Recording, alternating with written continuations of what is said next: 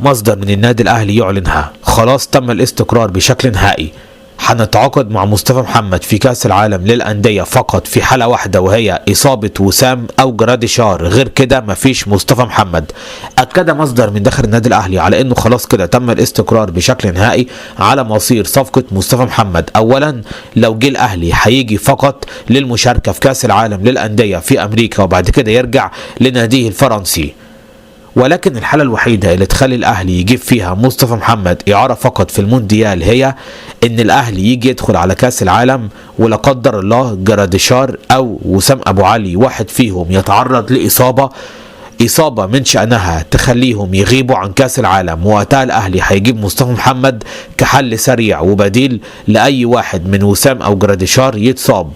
لكن ماذا لو دخلنا كأس العالم ووسام أبو علي جاهز 100% وجراديشار جاهز 100%؟ يبقى خلاص مفيش مصطفى محمد.